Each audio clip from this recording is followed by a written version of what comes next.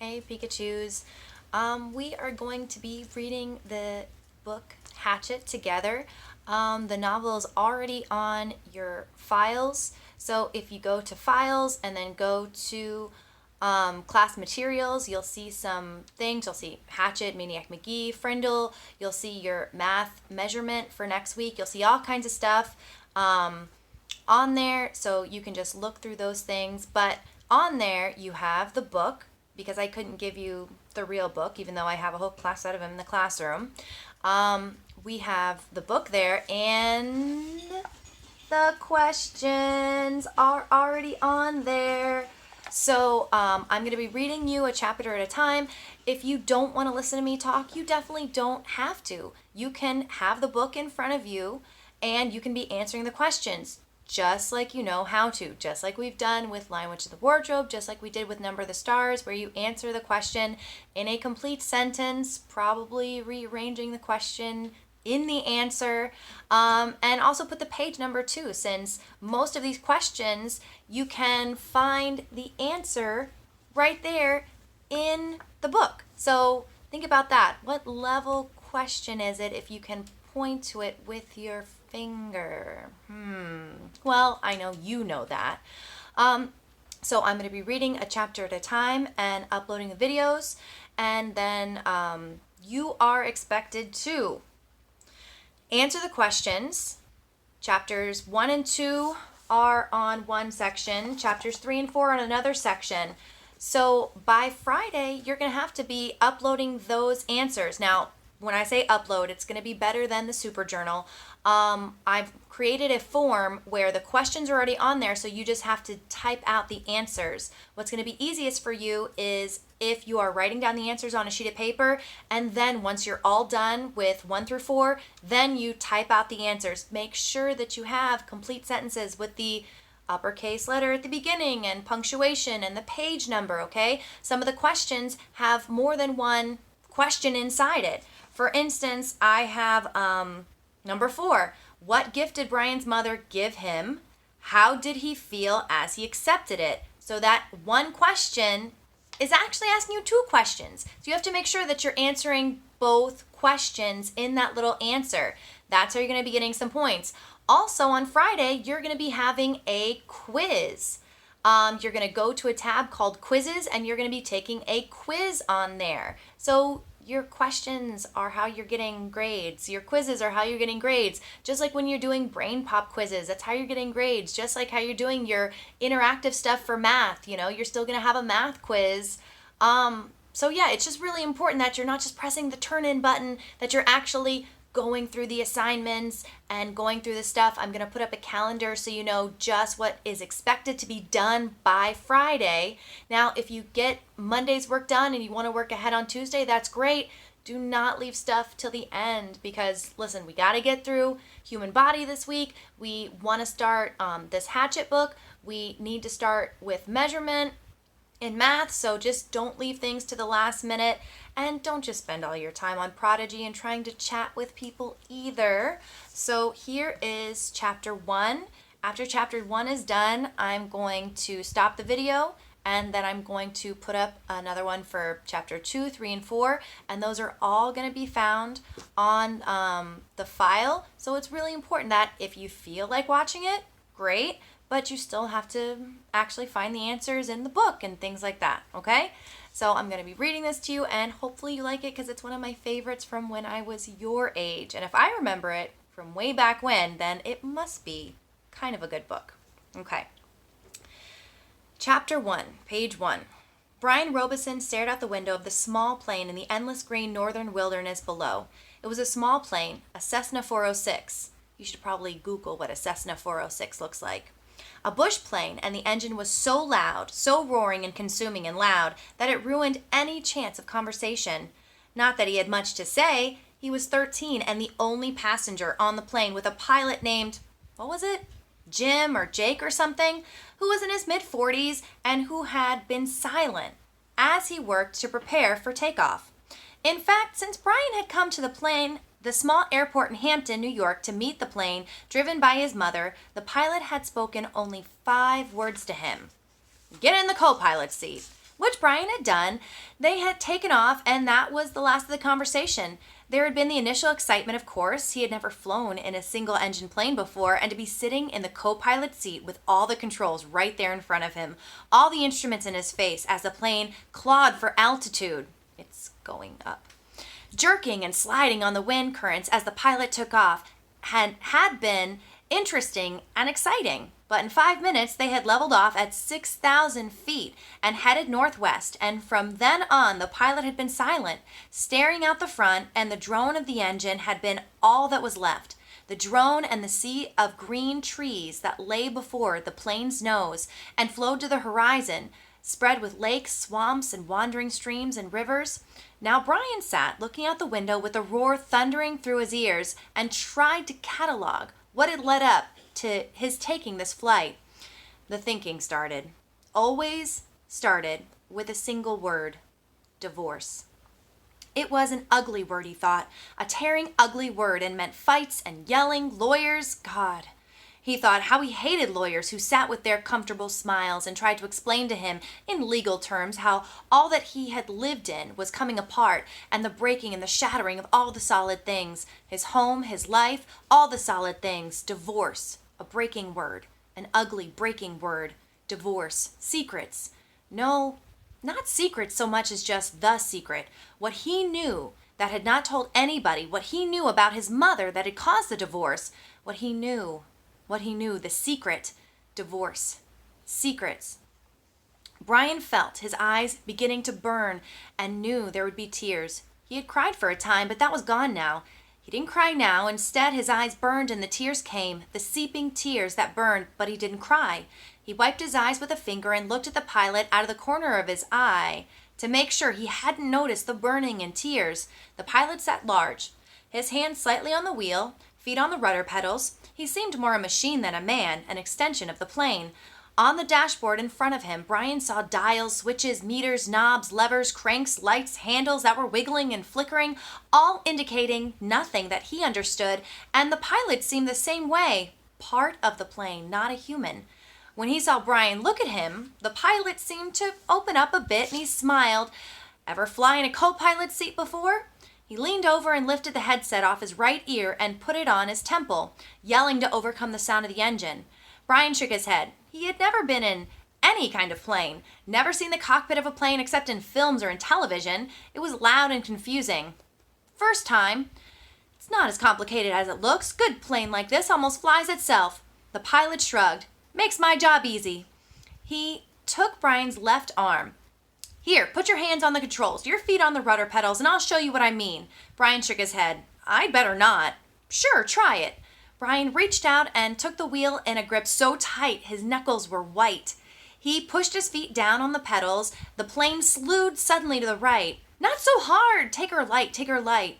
Brian eased off, relaxed his grip. The burning in his eyes was forgotten, momentarily. As the vibration of the plane came through the wheel and the pedals, it seemed almost alive. See? The pilot let go of the wheel, raised his hands in the air, and took his feet off the pedals to show Brian he was actually flying the plane alone. Simple. Now, turn the wheel a little to the right and push on the right rudder pedal in a small amount. Brian turned the wheel slightly and the plane immediately banked to the right, and when he pressed on the right rudder pedal, the nose slid across the horizon to the right. He left off on the pressure and straightened the wheel, and the plane righted itself. Now you can turn. Bring her back to the left a little.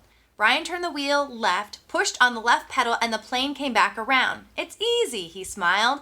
At least this part. The pilot nodded. All flying is easy, just takes learning. Like everything else. Like everything else. He took the controls back, then reached up and rubbed his left shoulder. Aches and pains. Must be getting old. Brian let go of the controls and moved his feet away from the pedals as the pilot put his hands on the wheel. Thank you. But the pilot had put his headset back on, and the gratitude was lost in the engine noise, and things went back to Brian looking out the window at the ocean of trees and lakes. The burning eyes did not come back, but memories came flooding in. The words. Always the words. Divorce. The secret. Fights. Split. The big split. Brian's father did not understand as Brian did, knew only that Brian's mother wanted to break the marriage apart. The split had come, and then the divorce, also fast, and the court had left him with his mother, except for the summers and what the judge called visitation rights. So formal. Brian hated judges, as he hated lawyers. Judges that leaned over the bench and asked Brian if he understood where he would be living and why. Judges who did not know what had really happened. Judges with the caring look that meant nothing, as lawyers said legal phrases that meant nothing. In the summer, Brian would live with his father. In the school year, with his mother. That's what the judge said after looking at papers on his desk and listening to the lawyers talk. Words. Now the plane lurched slightly to the right, and Brian looked at the pilot. He was rubbing his shoulder again, and there was the sudden smell of body odor, body gas in the plane. Now, Brian turned away to avoid embarrassing the pilot, who was obviously in some discomfort. Must have stomach troubles. So this first summer, when he was allowed to have visitation rights with his father, with the divorce only 1 month old, Brian was heading north. His father was a mechanical engineer who had designed or invented a new drill bit for oil drilling, a self-cleaning, self-sharpening bit. He was working in the oil fields of Canada. So there's a question that says, as the story opens, where is Brian going? Why? So just be paying attention. Have your questions out as you're listening. So they were working on the oil fields of Canada, up on the tree line where the tundra started and the forest ended. Brian was riding up from New York with some drilling equipment. It was lashed down in the rear of the plane next to a fabric bag. The pilot had called a survival pack, which had emergency supplies in case they had to make an emergency landing. That had to be especially made in the city. Riding in a bush plane with a pilot named Jim or Jake or something, who had turned out to be an all right guy, letting him fly and all, except for the smell. Now there was a constant odor, and Brian took another look at the pilot, found him rubbing the shoulder and down the arm now, the left arm, letting go more gas and wincing. Probably something he ate, Brian thought. His mother had driven him to the city to meet the plane at Hampton, where it came to pick up the drilling equipment. A drive in silence, a long drive in silence. 2.5 hours of sitting in the car, staring out the window just as he was now staring out the window of the plane. Once, after an hour, when they were out of the city, she turned to him. Look, can't we talk it over? Can't we talk this out? Can't you tell me what's bothering you? And there were the words again. Divorce, split, the secret. How could he tell her what he knew?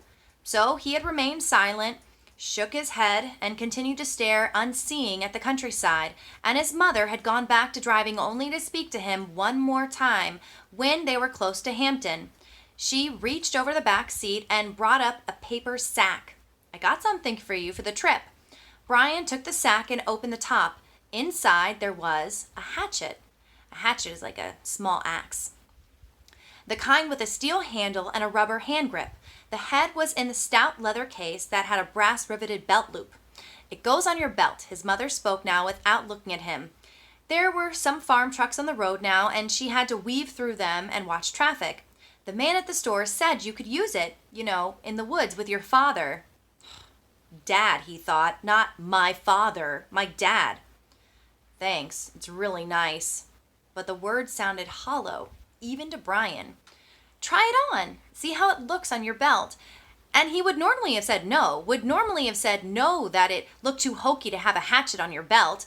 Those were the normal things he would say, but her voice was thin, had a sound like something thin that would break if you touched it, and he felt bad for not speaking to her, knowing what he knew, even with the anger, the hot white hate of his anger at her. He felt bad for not speaking to her, and so to humor her, he loosened his belt and pulled the right side out and put the hatchet on and rethreaded the belt. Scooch around so I can see. He moved around in his seat, feeling only slightly ridiculous. She nodded. Just like a scout, my little scout. And there was the tenderness in her voice that she had when he was small, the tenderness that she had when he was small and sick with a cold, and she put her hand on his forehead and the burning came into his eyes again, and he had turned away from her and looked out the window, forgotten the hatchet on his belt, and so arrived at the plane with the hatchet still on his belt.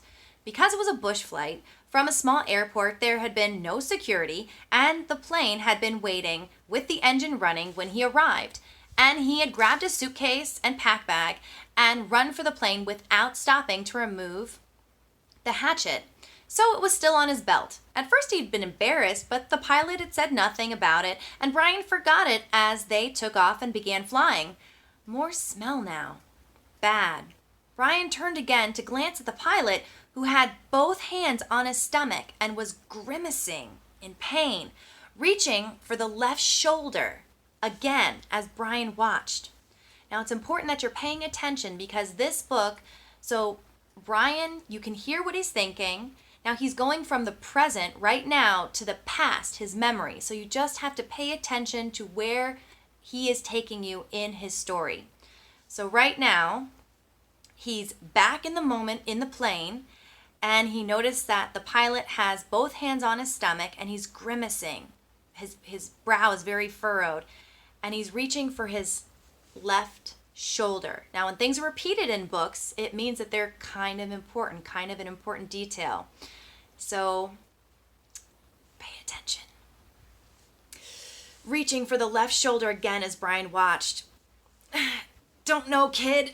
The pilot's words were a hiss, barely audible. Bad aches here, bad aches. Thought it was something I ate, but... He stopped as a fresh spasm of pain hit him. Even Brian could see how bad it was. The pain drove the pilot back into his seat, back and down. I've never had anything like this. The pilot reached for the switch on the mic cord, his hand coming up in a small arc from his stomach, and he flipped the switch and said, "This is flight 46. And now a jolt took him like a hammer blow so forcefully that he seemed to crush back into the seat, and Brian reached for him, could not understand at first what it was, could not know, and then knew. Brian knew. The pilot's mouth went rigid. He swore and jerked, a short series of slams into the seat, holding his shoulder now, swore and hissed. Chest! Oh God, my chest is coming apart! Brian knew now. The pilot was having a heart attack. Brian had been in the shopping mall with his mother when a man in front of Paisley's store had suffered a heart attack. He had gone down and screamed about his chest. An old man, much older than the pilot. Brian knew. The pilot was having a heart attack, and even as the knowledge came to Brian, he saw the pilot slam into the seat one more time, one more awful time. He slammed back into the seat, and his right leg jerked, pulling the plane to the side in a sudden twist, and his head fell forward and spit came. Spit came from the corners of his mouth, and his legs contracted up into the seat, and his eyes rolled back into his head until they were only white. Only white for his eyes, and the smell became worse, filled the cockpit, and all of it so fast, so incredibly fast that Brian's mind could not take it at first, could only see it in stages. The pilot had been talking just a moment ago, complaining of the pain. He had been talking. Then the jolts had come. The jolts had took the pilot back, had come, and now Brian sat, and there was a strange feeling of silence in the thrumming roar of the engine, a strange feeling of silence and being alone. Brian was stopped. He was stopped. Inside he was stopped. He could not think past what he saw, what he felt. All was stopped. The very core of him, the very center of Brian Robeson was stopped and stricken with a white flash of horror, a terror so intense that his breathing, his thinking, and nearly his heart had stopped. Seconds passed, seconds that became all of his life, and he began to know what he was seeing, began to understand what he saw, and that was worse. So much worse that he wanted to make his mind freeze again. He was sitting in a bush plane roaring 7,000 feet above the northern wilderness with a pilot who had suffered a massive heart attack and who was either dead or in something close to a coma. He was alone in the roaring plane with no pilot He was alone. Alone. So that's the end of chapter 1. Now again, your questions. Number 1, as the story opens, where is Brian going? Why? Number 2, what do you learn about the secret? Number 3, how does the pilot treat Brian? Number 4, what gift did Brian's mother give him? How did he feel as he accepted it? Number 5, what happens to the pilot? How does Brian react? Now, the rest of the questions you might be finding in chapter 2. Just make sure you're keeping up with your stuff because you're going to have to type all these out later on. Your best bet is to write them out first and then type them out later.